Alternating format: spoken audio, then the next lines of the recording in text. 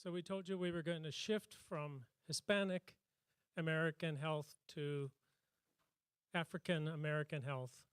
And I'm going to invite Lori Ward, who is one of our doctoral students in pharmacy practice and gerontology, to introduce our next speaker.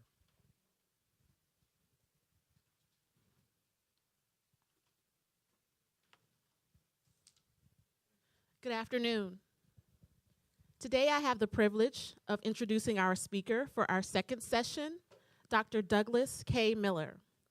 Dr. Miller received his undergraduate training at Stanford University and his medical degree from Washington University. He received advanced training at several schools and was a Robert Wood Johnson Foundation Scholar at the University of Pennsylvania.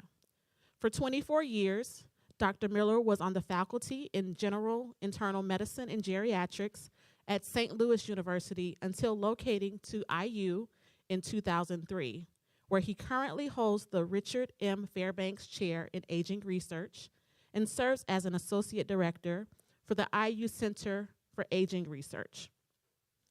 During medical school, Dr. Miller was one of the main supervisors of a student-run free clinic in a poor, urban, predominantly African-American community.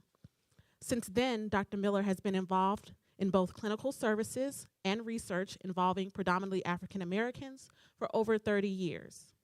His research interests focus on the causes, consequences, and potential remediation of frailty and disability-related factors in urban African-Americans and the effect of adverse neighborhood conditions on disability development and progression.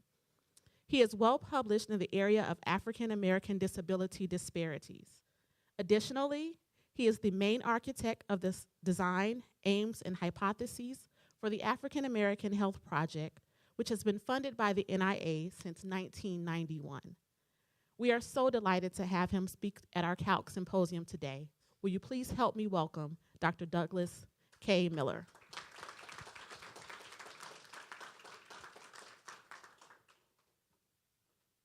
I've got this one. Oh, thank you.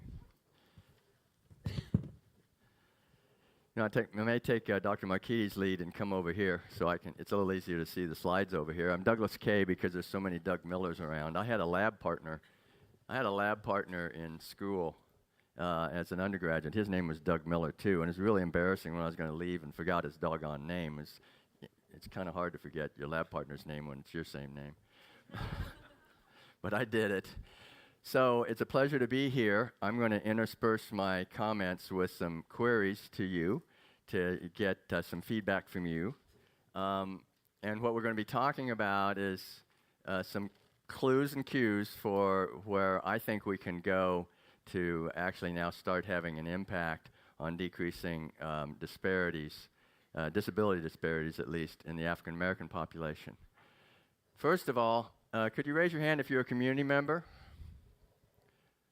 Okay, and how about undergraduate students? Got a couple. They're the more timid hand raisers, I see. The graduate students? Oh, lots of them.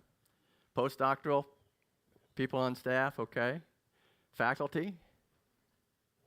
Got a lot of those. Health professionals? Sparse number, but some. And other? Okay. What's up? Anything you want. That certainly fits. Covers all categories like that. How many would you say are involved in work that you are involved in work that involves health disparities or is affected by health disparities? The more you think, the more hands go up. Yeah, it has a lot of broad impacts, no question about it.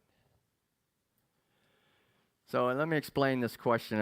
I tried different ways of phrasing it. But if you look at the ratio of African American deaths that are potentially averted in this decade, indicated there, by a miraculous instant 100% correction of the mortality disparity. Now, the mortality disparity of African Americans compared to non-Hispanic whites, how many of those deaths could be averted compared to the number of deaths that are averted by medical advances?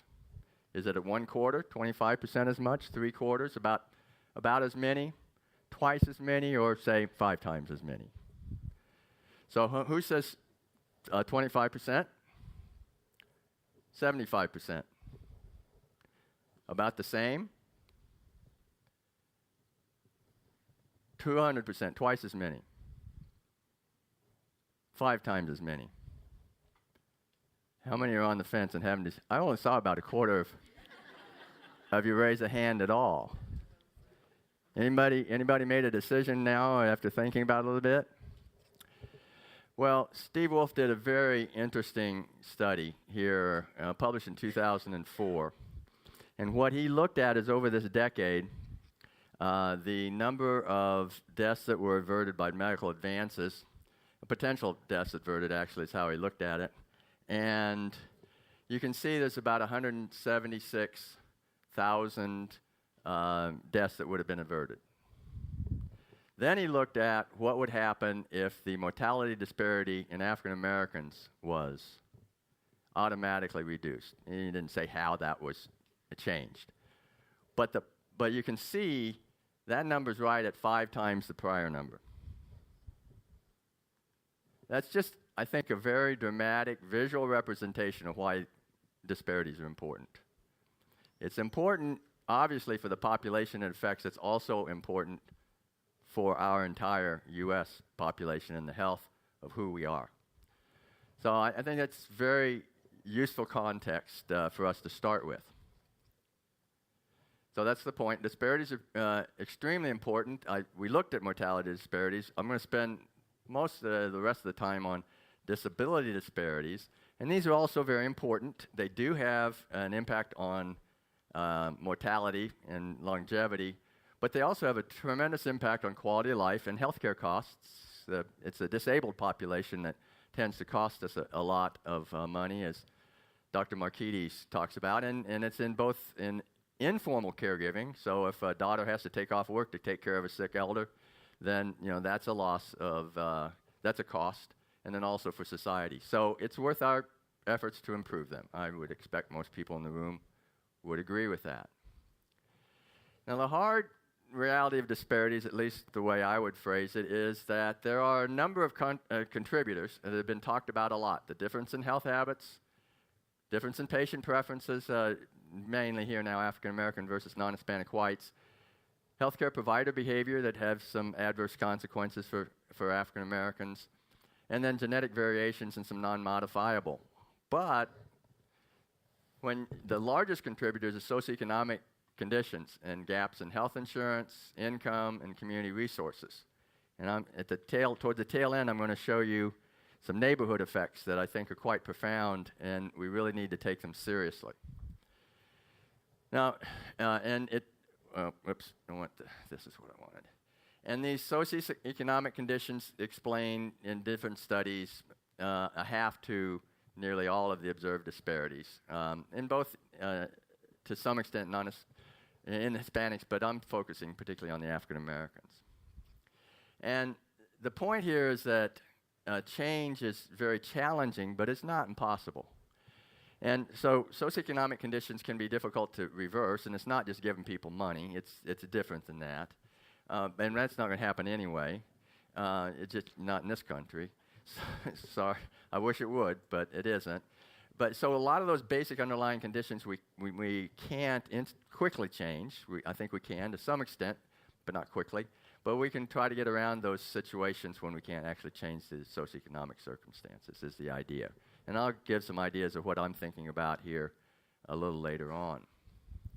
So I'm going to take a couple of minutes, and I want you all to grab a piece of paper and jot down your 2, 3, 4, 5 best ideas of how you would improve the older age disability disparity. And I did want to mention that there's just so much data that shows, and actually Coco showed some of that showed that African Americans have more disabilities than do whites. So we'll just take that as a given.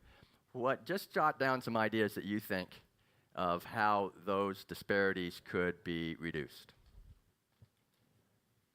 I'm going to chat at you just a little bit while we're doing that. This is me 20 years ago. How could these disparities? I went into geriatrics essentially 22 years ago or so. So there's this disparity. What can we do about it? How can it be tackled? There's a bunch of different ways one could go after it.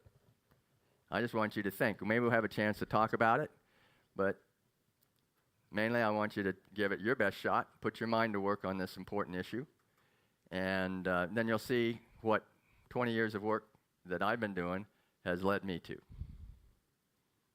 And in no way do I think it's a full answer. So once heads start popping up and people have finished, then I'll take off again.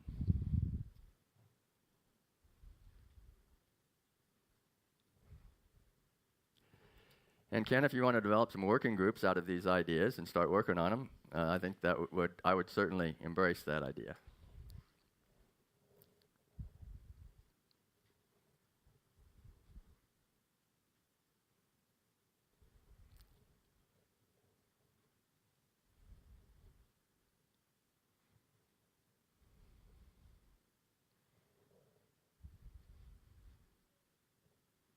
I like this audience. A lot of you really getting into this. Keep writing. If I did this at my medical grand rounds, it wouldn't last long. Well, keep adding to your list as you want, but let's go ahead and get started with at least my part of the story. So the biggest work that I've done in this area is the African American Health Project, AAH, and the two we don't need to worry about. So this is a schematic of St. Louis. And by the way, I should say that when I first got started in this work, Tony Miles was one of the co-awardees of that project. And so that's when I think we first met in the early 90s, and predecessor to this actual project. And she's actually been a scientific advisor for us as well. So Tony's really part of our team, and I did want to recognize that. But this is a basically 10-year cohort of African Americans living in St. Louis. This is the schematic of it. This is the Mississippi River. I'm sure you recognize it straight off. That's the Illinois River. And this is actually the boundary of St. Louis City. So 1850 or so, they decided to constrict the size of the city, and they've been suffering from that decision ever since. This is an inner city area of within the city of St. Louis. This is a city boundary. This is the outer belt of Highway 255. It's in 270, 255. And then the metropolitan area is kind of like this, because there's a lot of St. Louis metro area that goes outside that beltway. So we went into two strata, or I tend to think of it as catchment areas in the hospital sense, but two strata. One is this inner city area, based upon both the 1990 and 2000 censuses. It's the poorest. It is one of two poorest areas, equivalently poor areas in Metro St. Louis. The other one being over here in East St. Louis, which is kind of notorious for its difficulties socioeconomically. Very poor areas, 99% African American by self-report in both censuses. There are a few, and the rest are whites. And then this here is near northwest suburbs, and where it's much more mixed in terms of socioeconomic status and also the racial mix. So if you go block by block, some of them will be almost entirely African American, some will be almost entirely white, but there's an awful lot of 30%, 70, and so forth. Now, in terms of the older people in St. Louis, and particularly when we got started, it's almost all black and white. There are more now. There's a lot of Hispanic in-migration. They're 50 and below their ages. And then they might be up to 55 or 60 now. But they haven't aged in place yet. They're too much. So this is generally in better socioeconomic status, but there are certain little pockets that are still very poor there. They're about equivalent. So it's very mixed. This is the set of hypotheses, essentially, or the schema, just like Coco showed you the schema for his work. This is the one that drove a lot of our work. And I'm not going to go into the whole thing, but I just give you the general feel. And what's in yellow there are the ones that I'm going to spend some time on for the rest of the talk, or at least a good chunk of it. I'm hoping you can you see the yellow in back? Some can and some can't. So let me go through it just a little bit. I keep doing that for So this is sort of the inciting factors, so to speak. And then we were interested in the effects on obesity, diabetes, muscle strength, And then this one right here is what's called subclinical disability. I will explain what I mean by that. So they're not disabled yet, but they're at high risk for becoming disabled based upon a way of looking at it that Linda Fried popularized a while back. So we're going to look at subclinical disability. Then that leads to an increase in functional limitations. I'll also tell you what I mean by that. How many people know what I mean when I say functional limitations right now? About 60, 70%. That's better than my usual audience. So we're going to spend some time on functional limitations, and then intermediate or instrumental activities of daily living. I'm assuming, who doesn't know what I mean by that? That's not going to be too many hands. And then basic activities of daily living. We're going to be looking at this in this realm. And our study was set up to look at socioeconomic status, both at the individual level and then also in the neighborhood level, throughout the entire pathophysiology of this, speaking in medical terms. So definitions for this talk. This is a way of looking at disability scheme from that Nagy, Verbrugge, and Jetty popularized and so forth. It's a little different than the WHO approach, but it's not that far off. How many people are pretty familiar with this scheme, the Nagy scheme? About 15%, okay? So sorry to bore you perhaps, but I think it's important for the other people. We're not going to spend a whole lot of time on active pathology and impairment, but in this scheme, active pathology is an internal or an external process that can lead to decreased functioning. So for example, you could have lens opacities, you could have changes at the cellular level, and so forth. Impairment now is where those things more at the cellular level now start to have create problems at an organ level. So you might not be able to see as well, your heart might not pump as well, your muscles may not work as well. And then the next one is called limitations, and we usually talk about it in terms of functional limitations. And that's in white, and I know that doesn't show very well, folks, I'm sorry, but that's difficulty executing physical actions like going up and down stairs, as this little figure is supposed to be exemplified.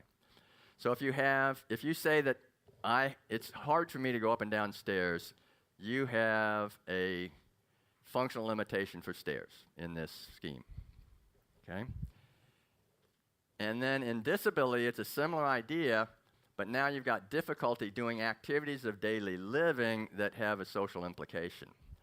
So bathing, dressing, going to the toilet, shopping, combing your hair, things like that. This is the classic basic and instrumentals. Now subclinical disability, which we call it subclinical, and I won't get into why unless you're really curious, but Linda Fried actually called it preclinical in her work, refers to those people who don't report that they have any difficulty with a task, but they have modified that task in one way or another. And we apply it to both functional limitations and disabilities as described above. And the task modification can either be the change in the method or the change in the frequency. I'll exemplify that by bathing. Bathing's not the most common one we see, but it's an easy one to explain. So Mrs. Jones comes to me in the office and I ask her, do you have any difficulty bathing? She says, no, I don't have any problem bathing. But you know, I used to take a tub bath every day. No, I can't do that anymore. So my son put a chair in my shower. And every day, I'm not supposed to do that, am I? Mic disability. I used to do it every day, and that wears me out too much. So now I do it 3 times a week. But now that I do it 3 times a week, sit in my chair, have my wand, I don't have any difficulty, but things have obviously changed, right? And so that was really quite an insight, I think, from Linda, and so we followed through on that in our work. So on the next 3 or 4 slides will be about what we found in the disability realm, as we're talking about here.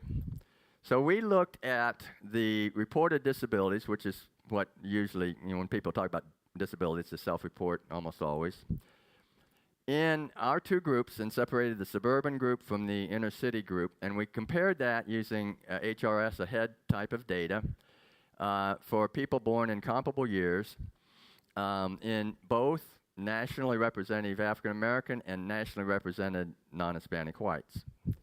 And what we found was that the inner city group had more both functional limitations and disability for every of the 25 tasks that we looked at. And I think 21 or 22 were statistically significant, but even the ones that weren't were very strongly trending that way. The inner city group. Now the African American, AAH, that's our study, suburban group looked very much like national samples, but all three that's not AAH, it's all three African American groups had more disability and functional limitations than non-Hispanic whites. Now this latter is not surprising because it's been shown so many times. I mean, it's disappointing, but it's not surprising. One of the implications for me is if we really want to do something, I believe, about reducing disability disparities, we got to get into those tough pockets, like inner cities, and do something there. Or we're not, Healthy People 2000, 2010, probably up to 2050 is going to be talking about decreasing health disparities of different types. I think to get there, we're going to have to tackle these tough spots and areas. So now let's look at subclinical disability. The inner city group also had a higher prevalence of subclinical disability than that suburban group. Now there is no really nationally representative groups where that's been studied, so we have no great national comparison groups. And that was true in almost all of the 11 to 12. The 12th one was about equal, and because of numbers more than anything else, 5 of them were statistically significant. Again, this is modifying a task either by change in method or frequency. One quick aside, you have to ask both questions. Some things like walking, you're going to change the frequency more than the method. Something like bathing, you might change the method more than you do the frequency. So you have to ask both. And so that strongly suggests, since this, well, I'm going to show you in a minute, that subclinical disability leads to disability. So Linda Fried was right. It is preclinical. And so that suggests that this difference between the inner city and the suburban group is going to continue. Now when we look at, that should be SCD, subclinical disability. In our longitudinal studies, we looked at it for 5 of the tasks, some of the more important tasks. And in each of those 5, the subclinical disability was independently associated. By that I mean when we adjusted for about everything else we could think of. It was still associated with incident disability over 1 or 2 years later. The odds ratio is running around almost 2 to 4.5. And it was not only was the strongest predictor of 4 of the 5, it was the most consistent. So if we looked at 20 factors, this subclinical disability was always there, every single time. Age may or may not be there. Gender may or may not be there. It was not only generally that had the strongest odds ratio, but it was the most consistent. And then that was, these data look at, so if you're looking at going up and down stairs, that's looking at subclinical disability for developing disability for stairs. Oops, I did that wrong again, didn't I? So, but what we did here is we summed them up 0 to 5, and it was a strong predictor, about 2.5 per subclinical disabilities. So you get 1 mark if you got a subclinical marker for stairs, another one for stooping, crouching, kneeling, another one for walking a half a mile. But it was all, I keep doing that wrong. Okay, so it was a strong predictor and a monotonic predictor across. So each time, if you had 5, you were the worst. 4, you had somewhat less. 3, you had somewhat less odds ratio, and so forth. And so it also cross-predicted. So if you had subclinical disability for stairs, that was a risk factor essentially for for actually incident disability in walking a half mile. Not as strong as stairs was for stairs, but that's how this is operating. And it, within the disability scheme of NAGI and so forth, it makes a lot of sense. I now want to go to what I think is a very important and to me profound study that again Linda Fried and her group, Roland Thorpe being the first author, looked at. This is transitions in disability levels or death in African Americans and white older women, published in JGMS in 2009. I'll walk you through this. It's a little bit tricky. It's in the Women's Health and Aging Study 2, WAS2, which is comprised of some 435 women, 70 to 79, 80 of them are African American, and 350 or non-Hispanic blacks in that paper, and 355 non-Hispanic whites. They looked at longitudinal analyses. They had 6 rounds, mostly 18 months apart. So they had 5 sets of transitions, right? So if you have 6 poles in the ground, you have 5 sets of fences going between them. They used a first-order Markov model, and we can get into that if you want. I suspect that you're not going to be all that interested, but it's much more important what they found. And what they looked at was walking a half a mile or about 5 or 6 blocks. This is an important one. Stairs is another important one because it's been shown as people start having more and more trouble with their physical functioning, this is an important one and marks it of somebody who's starting to have trouble with decline. And so what we're going to look at is where people start and where they end up. And I know these yellows are hard to see. I'm sorry about that. But in this one, we're looking at people who started off. Well, what we're going to look at, this is a generic slide. If we're going to look at people where they might transition. In this case, we're looking at the people who start out in high functioning. HF stands for high functioning. PCD stands for preclinical disability. DIF refers to difficulty, reported difficulty, and then dead. So this group starts here, and we're looking at the transition probability to this one, to this one, to this one, and this one over. So one person might be here at high functioning for the first 2 or 3 waves, and then might be at a different one at a different wave. And let's say that person then goes to PCD and subsequent waves and stays there, and so that's where that person's going to show up subsequently. So each person contributes up to 5 different transitions. So here we look at, we start with the high functioning group, and we look at what happens to them over time. And what I've done here is a gold or statistically significant. The blue here is a solid trend. I think that this was 0.08 if I'm not mistaken. So someone who then stays in high function, they start high functioning beginning, and this is what happens in subsequent follow-ups. And so 67% of African Americans stay in the high functioning category versus 78% of whites. They transition to preclinical 11.5 versus 9, and that as I say, was not statistically significant, but it were trended. And then the difficulty, they went 2 difficulties from there at a much greater rate, and then the straight to death was about the same. Now we look at people who started out with preclinical disability. Here you can recover or get worse or stay the same. So staying the same is about the same probability, but they're much less likely, African Americans now, are much less likely to recover and more likely to progress, and the big jump is from here to death. But now let's look at the people who started when they reported difficulty. It's very hard to say that those differ much. Once both African Americans in their study, both African Americans and white, reported difficulty, their transitions look, for all purposes, the same, I would claim. So it suggests to me that if we really want to get after disability disparities and reduce them, we need to get at these earlier stages. That's why I think this is profound work. Nobody else has quite repeated it, and we can't because we don't have whites in our study. It is consistent with some other studies that basically show that the disparities tend to start in the development of vulnerability rather than the effects of vulnerability. And with that as a way of phrasing it, it's consistent with lots of other data as well. And here's a couple of them, Data America studies and some work that Dan Clark and I did. So the points here that task modification appears to be an important juncture where disability disparities begin. And the change can be either in method or, just to remind you that this change can be either in method or frequency of performance. And I've made the claim that I think interventions are more likely to be potent if they're initiated at this time. So if you accept that argument, there's the next query.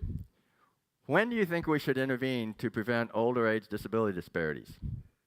say in the 20s and 30s, 40s, 50s, 60s? Okay, you got the idea? How many people say it's in the 20 to 40 age group? That's certainly the majority. How many people say in the 40s, 50s, 60s? So I don't think there's anybody left. Anybody up 40 and above? Above 50 and above? Okay, so let me show you some work that we did. It's, I think, more provocative than definitive, but I think it's interesting. So we did a cross-sectional study of 565. We aimed for 600. I'll show you what that looks like. Cross-sectional study of random digit dialing recruitment. We stratified by age, African American versus white. This is in the Indianapolis area. By gender and by 3 age groups. 26, 35, you can read them faster than I can say them. And we asked these functional limitation and disability questions, and we also included this task modification. We did some focus group work, and we got a very strong signal from the people of 3 different groups that the best way to phrase it was task modification since the age of 25. So that's how it was phrased. We aimed for 50 in each one of these cells. We had a very hard time getting young African American men to participate. We had a little bit of difficulty in whites as well, and you see a bit of a similar phenomenon there. So we're thin in terms of representation here, but the rest of the cells filled in. So this is kind of tricky statistics, and it kind of depends upon how you put it together. But what I show in yellow are the ones that are either approaching or statistically significant, but they're clearly the strong trends. It takes a little while to think it through. But we looked at, again, stairs and half mile. I told you there's good reason to think of those as 2 very important functions. And we don't have longitudinal data. We have 3 different age groups, and so that's susceptible to a number of biases. Nevertheless, I think it's interesting. So if we look at, this is whites here first and then blacks. So this is men, and we have a little bit more consistent findings in a sense in men. So if you look at those who are 36 to 45 and how many report subclinical disability changes, it's a little bit higher in the blacks in the younger age group, but boy, it jumps significantly there. And then at the latest age group, it's not that different, but it's in the reported difficulty that you see it. Again, it's consistent with it's a downhill decline type of situation, and it's accelerated in the African American group. And we see something pretty similar when we look at it, and even stronger here in the half a mile, and when we combine it's either or, we get a similar type of thing. Now in women, it's similar, but what you see here is it actually starting a little earlier. So we have almost 8% of the African American women in 26 to 35 already reporting that they're having difficulty going up and down stairs, and 12% say they have difficulty walking a half a mile. And then you also see fairly similar trends here. So in the 30s, so 36 to 45, you see more subclinical disability. You also see more frank disability, and then you see a lot more frank disability here. Half mile, it's not quite as clear. You do accept that this early disability. And in the 30s to 45, you see that jump in SCD. So this data is consistent with the other, and it goes along with the majority opinion here. If we really want to help people, change that disparity that we see 65 and above, we're going to need to get started in the 30s, somewhere in that range. Neighborhood effects on health. How am I doing for time? Oh, reasonable. Okay. Now, what we look at here is there's a bunch of different ways to look at neighborhoods. Part of it's built environment, part social environment. You can actually look at a policy environment because it does have impacts. That's not our strength in our team, so we haven't done too much of that. But there is a policy environment that we live in as well. And Tony's actually talked about that and kind of chewed my ear on trying to get more of that into our study, if I can say. And so what we're looking at here is observed conditions of the block on which somebody lives. So they live in this house, and we look at the street segment in front of them. And what we're looking at is housing conditions, what happened here is we send out our interviewers, and they do this observational work at the time that they're getting ready to go in the house to interview the respondent. Housing condition, the noise level from traffic, industry, air quality as they perceive it, road and street and road quality, and yard and sidewalk quality. It's a very simple scale, excellent, good, fair, and poor.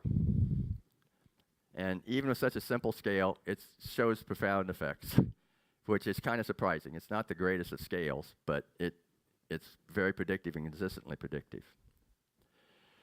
They were associated, a first study showed that they were independently associated, adjusting for everything we could think of, with incident lower body functional limitations. That's the stairs, standing, stoop, crouch, kneel, half mile, and there's one more, they might be pushing heavy objects or something like that. The odds ratio is around 2. And these observed ones showed this association, but not the perceived neighborhood conditions. So we also ask our respondents, is your neighborhood safe? Do you like your neighborhood? How attached do you feel? Some other things like this. Not associated with that decline. And the observed conditions inside the house also were not associated. But here's what I think is really profound. This shows a huge synergistic effect on incident lower body disability between the neighborhood effects and diabetes. Now, we've just shown you that neighborhood is associated with declines, and it's known that diabetics have trouble with their lower extremities, peripheral neuropathy, vascular disease, muscle disease, all sorts of things. So what happens when you look at them together? And what we found was a very strong synergy between them. And what I'm going to show you at the end is that synergy between neighborhoods and hypertension and between neighborhood and arthritis, 2 other places where you might think they might have a synergy on lower body functional limitations, are not there. Something specific to diabetes. So now let me walk through it. It's not totally easy. Here we divide diabetes status into those who do not report diabetes versus those who do. We do it twice. Then we divide the neighborhood observations into good and excellent versus fair and poor. So this is the referent group. They don't have diabetes and they live in excellent neighborhood conditions. We look at, now this is fair or poor, so it's just bad neighborhoods, neighborhood conditions or adverse neighborhood conditions, as we call it. Odds ratio about 2, consistent with our prior work.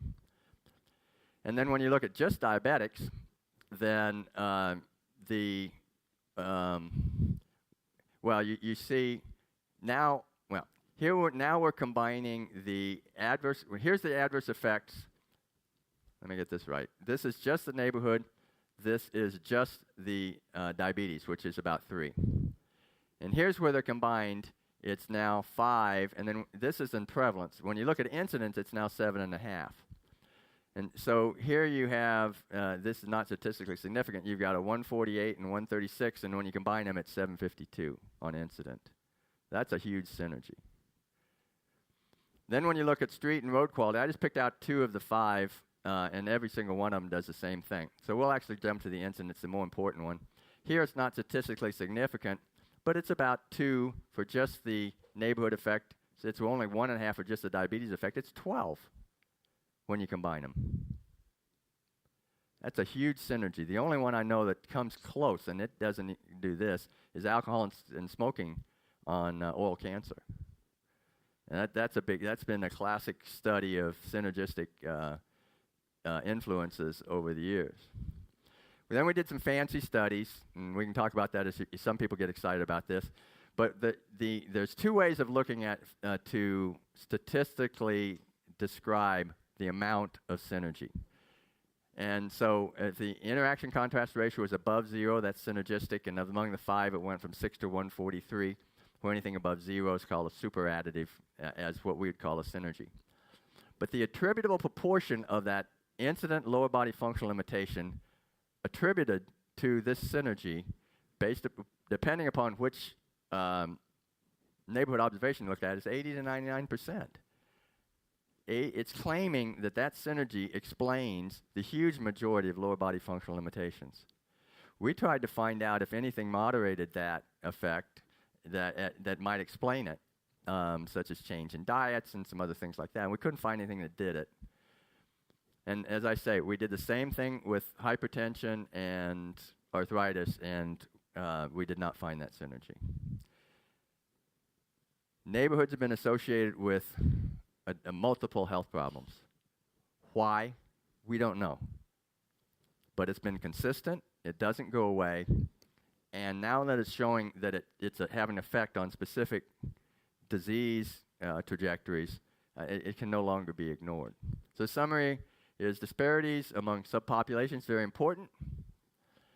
And the subclinical disability, or preclinical disability if you want, it's a critical beginning point. I'm sort of summarizing what I've been over so far.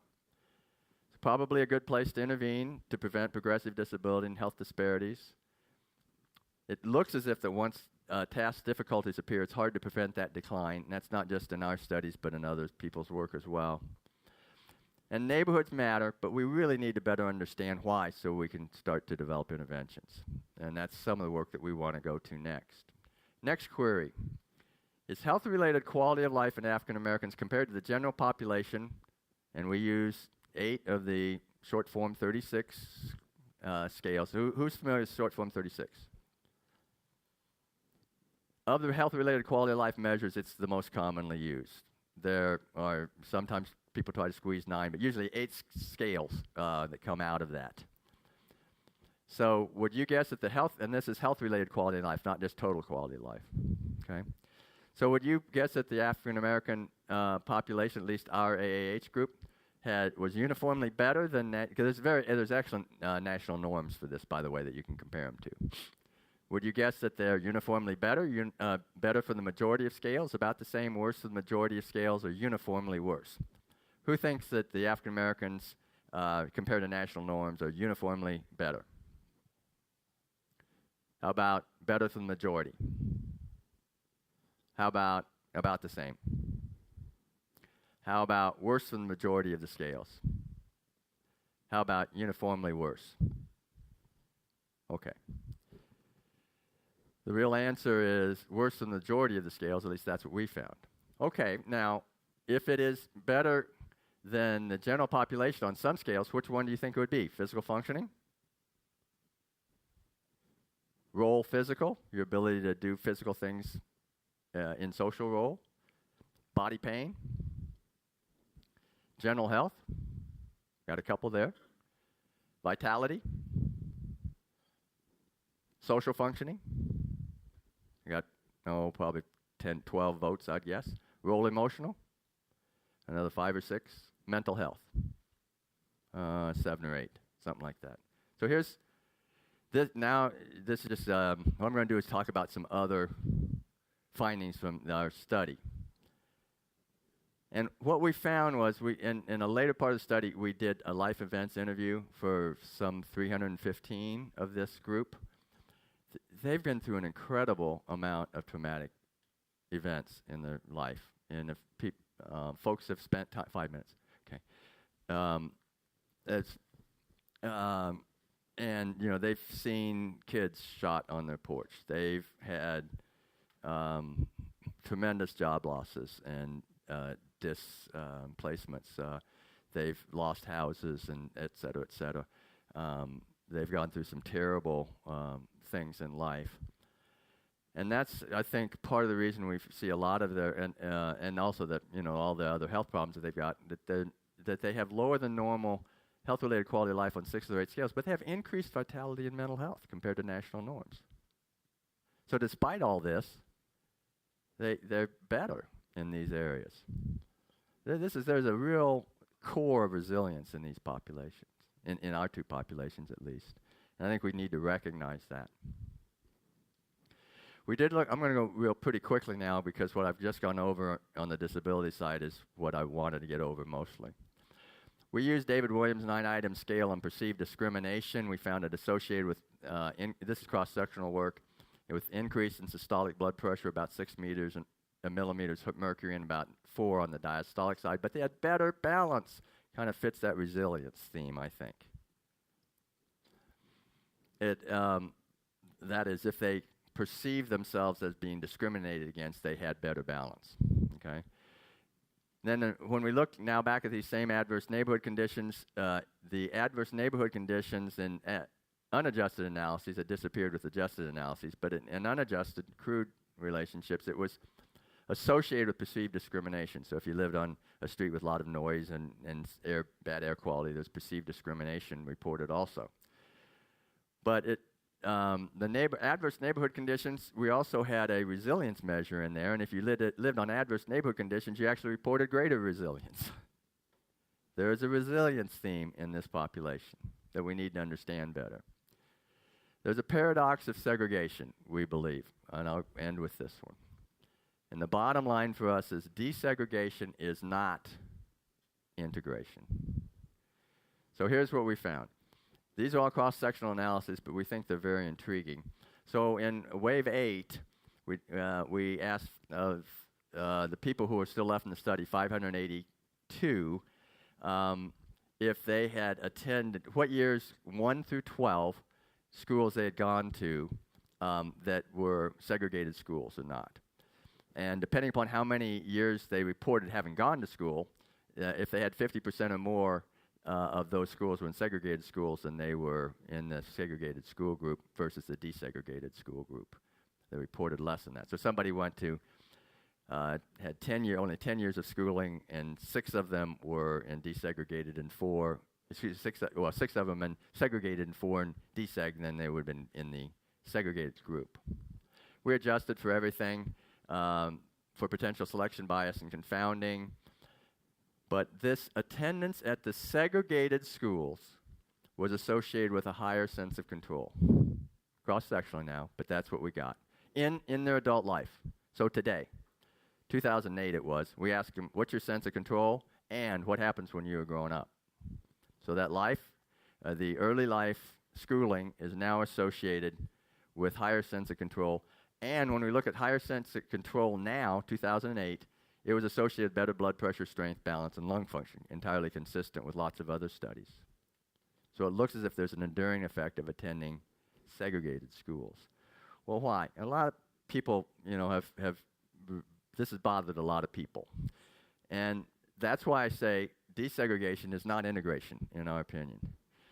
So there's a reason why that this may be occurring. Part of it is, by the way, if you didn't know, when we went into segregated schools, there were an awful lot of outstanding African-American teachers who lost their jobs and principals. They didn't have any place to go. 1 minute, we're about finished. Okay. So I think they've got same race authority role models, principals, and teachers. The peer group role models are the same race. They have greater opportunities and leadership roles. There was some literature on that.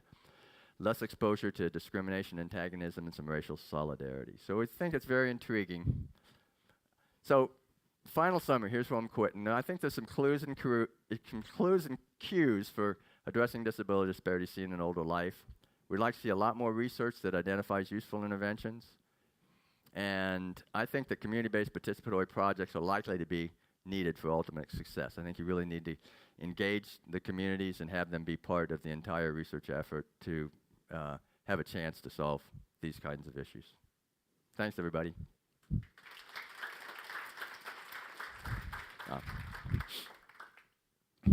I'm going to leave this slide up, by the way. We may get to it. Questions? Do we have any questions? I want to make a footnote. I've never done this to a colleague, but I want to make a footnote to your presentation. That paper that Doug was raving about by Roland Thorpe and Linda Freed, Purdue pride. Roland Thorpe is a PhD from Purdue University, and he completed the gerontology minor. So I just want you to know, brother, that is our man. And he makes that, he brings up the Purdue connection all the time. He loved his years here. We love Roland. Questions? Okay, Kadari.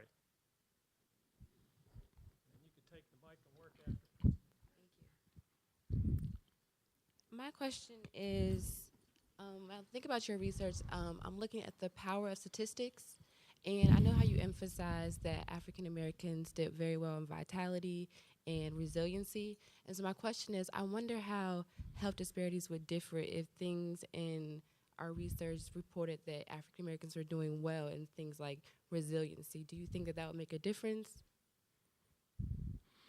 So can you give me a flavor for what kind of difference you think it might make? I'm struggling a little bit with that. In terms of self-reported health, the psychological aspect of it. So if you see that your group is doing well in the media or in terms of how it's being projected out there, do you think that in terms of self-reported health or even practices, reporting things like resiliency in the African American community might close the health gap? Well, I think that's an interesting hypothesis, and it seems quite tenable. Couple of different reasons, self-efficacy and self-confidence is important.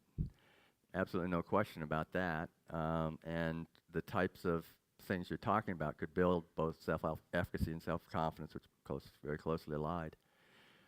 Just like sense of control, it doesn't have overwhelming influence over your entire life, but it definitely has a powerful, enduring influence over lots of it. So, I think it certainly could.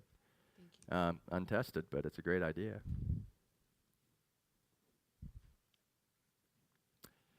Ken, have we got Cocos?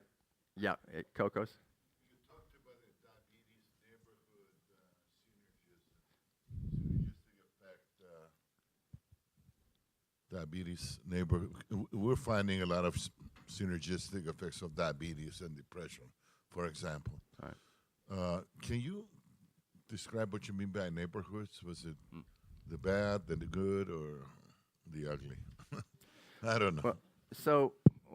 That's a big controversy in this literature is what is a neighborhood?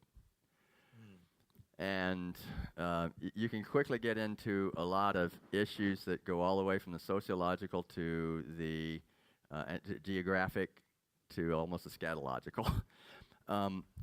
But let me throw out a couple of places, my inferences at this point, and see if it's speaking to what you're talking about. So the built environment, I've termed for its place matters. The built environment in which you spend your life has an impact on your life. And I think the data are just too strong to ignore that anymore. Most of the work's been done on your household, but most of us don't spend all of our time at our house. We go lots of other places. But when you look at how you try to capture that data effectively, it's a whole lot harder than just saying where you live. Okay. The second thing is both in terms of the exposure and the outcome or effect, I think that the size of what's considered a neighborhood could vary a lot. So for walking, it's probably a relatively narrow amount of area, at least the walking you do around your house. But for eating and for healthcare, it might be a broader circle, so to speak. Another aspect is it's not just drawing Euclidean circles, as Euclidean distance is what they call it in that work. But it's how you get there and your streets and things like that. If you live in a big cul-de-sac, you got to go out and around and everything else. There's one study where a bridge fell through, and so the people, in order to get to, instead of having 1 mile to get to the hospital, they had to go 17 miles or something like that. So those things can have an impact. And then when you talk about the sociological aspects, I think it can get even trickier. So there's just a ton of work that needs to be done in this. And I put it up as a something to say, there is something going on here. We really need to understand it a whole lot better than we do. And we need to understand it in ways that we can have an impact and improve things. So is that getting at your question a little bit?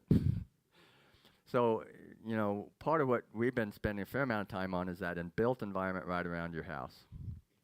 But in no way claim that that's the only important effect of a neighborhood. Is really the environment, the physical and social, and to some extent policy environment that you deal with where you live, and the way we've done it. I saw your hand up. We'll go back there and we'll try to come up front. So the first one's a comment, and the second one's a question. The comment is that even though this neighborhood stuff must seem new to health, it's very old in crime and deviance research. And what they found there is that thinking about these characteristics of the neighborhood, there's no reason to believe the characteristics cause crime. it's what the characteristics do. It creates social support. And so maybe that's the missing thing, that you have to really be measuring what those characteristics are doing amongst the people in the neighborhood.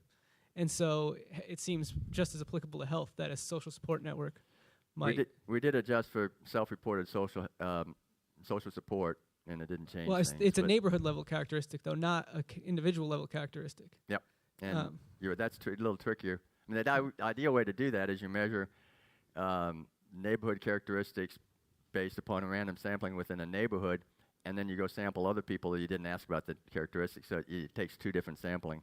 Well, it's not just the characteristics is kind of my point. It's asking that second sample how much support there is amongst people, how close do people feel, social cohesion. And the second question is, I'm assuming that when you talked about segregation, it was de jure. And so I guess the question is, now we have de facto segregation in high schools. So would you assume that is going to lead to similar characteristics among cohorts who are in these de facto segregated schools now? Well, our cohort was born 1936 to 1950. So Brown versus the Board of Education, 1954. So a lot of them were post-Brown. Okay. And so, but there's still a lot of de facto. And we didn't get into de jure versus de facto. We just asked them, in their opinion, did they go to predominantly African-American schools of same-race schools or not? And we let them tell us whether it was de jure or de facto. So do you think that effect is going to wear off over time? I think if we don't do it right, it will not wear off. And so I think a fascinating study would be have somebody go look at it now. So, for example, if we went into a series of high schools and looked at that are mixed and asked both the African-American students and the white students, and now we're getting lots of other races as well, and ethnicities, and asked them about sense of control. If we find some schools where they're equivalent and some where they're not, what's the difference between those schools? My guess is that there's some improvement, like so much of this, some improvement and a lot of way to go. But it's a guess. It's just but my conclusion, my inference is so consistent with everything else that's happened in this field. Does that make some sense to you? I think it's still there. But, it also gives the opportunity for somebody. We do gerontological research, so we're not going back in those schools, but I think it'd be a great study for somebody who's interested in adolescent health and so forth. That's a great question. Actually, Virchow and, what was it, 1700s or something, and I forget, Nightingale, Florence Nightingale, they were talking about the importance of environment on health hundreds of years ago. We're rediscovering that. So you started your presentation saying that actually most of the difference is socioeconomic status, right? And even when we look at the neighborhood, not looking at some of the other measures of the neighborhood, but looking at the physical characteristics, these are things that you can fix with financial resources again, right? So I'm thinking that we can look around for like different ways of intervening, but the bottom line is that there's a huge difference in terms of socioeconomic status and conditions. I even wonder, for the African Americans, how many actually finish the school, this 12 years of schooling, because I bet that a lot didn't, right? Especially for minorities. So it all comes back to like a lot of disadvantage. So what's your top priority actually for your top three? Because for me it was like, even though it can be a dream and hard to achieve, it's hard to go around if 70 to 80% or 90% is just money, right? Well, one way to ask that question is, how does socioeconomic condition get under the skin? And when people measure everything, they can't find everything that mediates. They can't find what mediates socioeconomic effects on health. It's so profound. So a couple different responses. One, I think if we understand the pathophysiology of how this happens, is it through stress mediators, and so forth, maybe we can do something more on an individual health type of deal. But I think the public health approach is potentially more powerful. Let me give you a quick study. I think I'm out of time, Ken, but I'd like to try to squeeze in two quick scenarios. First one is an R18 out of the CDC that I was involved with in St. Louis in very similar areas. Beth Baker, St. Louis University School of Public Health was the PI. What we did, there was a trail net operation that was trying to increase physical activity participation, and they hadn't gotten a whole lot of traction, so we helped them build a partnership in the involving much of those areas I showed you on my map. It's relatively inner city of the city of St. Louis, and so it was really near suburbs was the real focus. And they're bringing those groups together and forming a partnership to engage in improving things in multiple ways. And we gave them policy briefs and so forth and so on to give them some information to try to do something about it, and help them with some of their policy efforts as well. But as one quick example, when you look at the green space of predominantly African American areas versus white areas in St. Louis, the African American areas have equivalent amount of green space, but guess what? When you go and look at the quality, it's not nearly as good, and the amount of money that's spent on maintaining them is a whole lot less. You don't sound surprised. You don't seem surprised whatsoever. So those are targets that we could try to improve, okay? So that's one way to try to get around this. We're trying to do it a little bit more in the biomedical model if we can. If we find out that it's oxidative radicals that end up causing a lot of the damage, maybe we can do something about that. In terms of, I think if we really want to go after the inner city and improve the healthcare that's delivered there, we have to develop a model that goes into those inner cities and appropriate for the inner cities. No one model is going to do any of it, but I think we need to be as creative as we possibly can be.